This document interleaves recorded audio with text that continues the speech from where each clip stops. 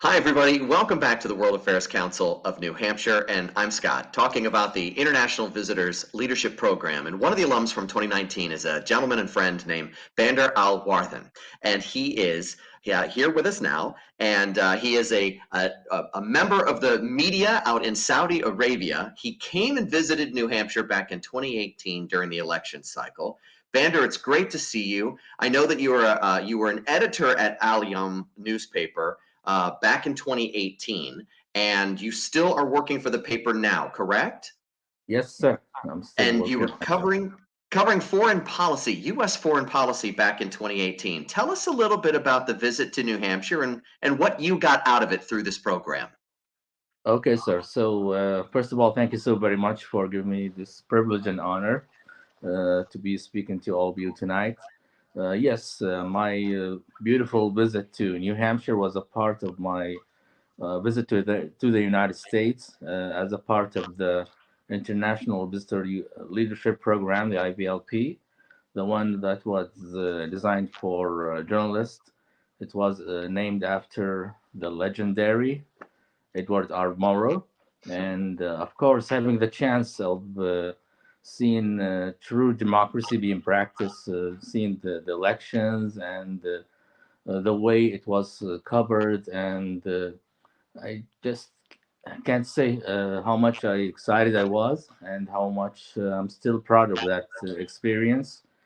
Uh, Everything was so focused, was so taken care of in every deep detail. Everyone was, so proud. There was so many proudness, and everyone holding a sign, everyone trying to make a point, everyone running to make a vote.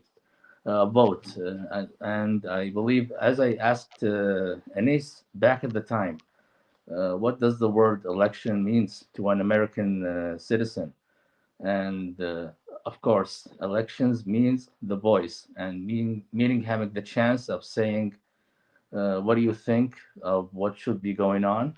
And this is something I believe have a very deep meaning when it comes to human rights, when it comes to a human value, having the will to share his thoughts, and having the will to having a say in what's going on in his country, and to improve, and to have a chance to improve it to the better. Of course, the visit to New Hampshire was a different scale of an experience when it comes to media, and I believe it helped me a lot when I came back home.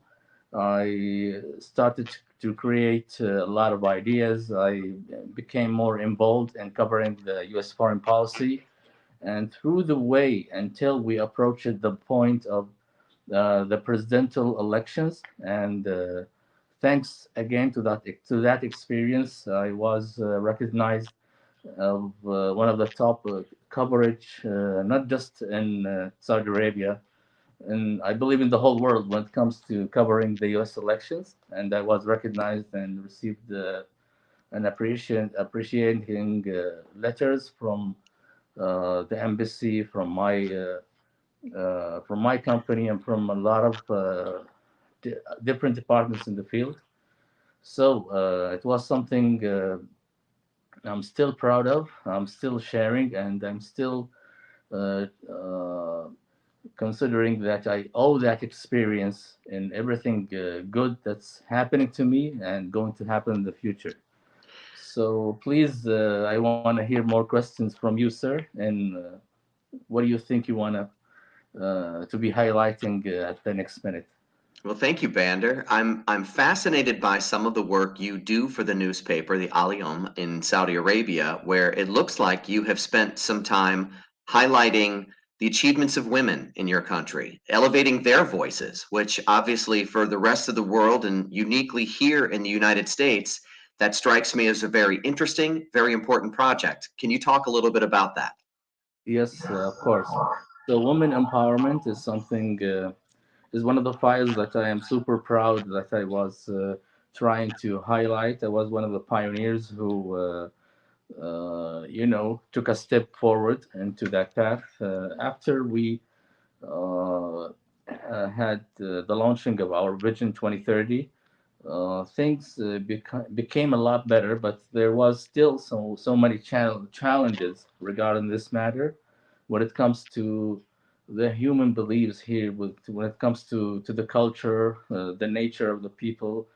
And so it was kind of challenging if you want to write about women and their chances and their rights of being equal when it comes to jobs, to when it comes to different kind of rights, studying, driving, practicing sports, everything.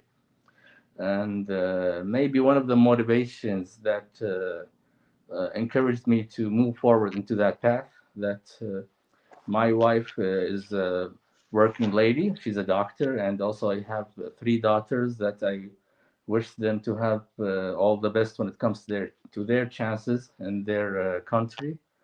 So I was motivated by these four ladies in my life, and out of a sudden we came into to this idea of creating the first sports female page. I believe it was the first one when it comes to Saudi newspapers, and for that I'm thankful to a local female sports team was led by an American Mexican lady, my friend. She's working here in Aramco company. Her name is Karina Chapa, and also other people who were members of that team, uh, Maram and Huda and so on. We created a page that highlighted the chances of women's sports in Saudi Arabia. And from that page took a level to another. Out of a sudden, it became a page that celebrated women achievements in all different kind of fields, and it's still going on. It's still something that I'm proud of, as I'm proud of my wife and my daughters, and I'm proud of every lady in this country who is believing in herself and trying to explore her chances. Well, Bandar, we thank you for the work that you're doing in Saudi Arabia to lift up those voices. And we're honored to have a New Hampshire connection to a friend in the media in Saudi Arabia. We thank you for your time and thank you for Sir, offering some perspective on your visit to New Hampshire and how the democracy there and lifting up voices is similar to the work you're doing in your home country. Thank you. I'm the one who's super thankful for that, sir. And I will, as and I mentioned, I'll stay proud of this experience for a lifetime.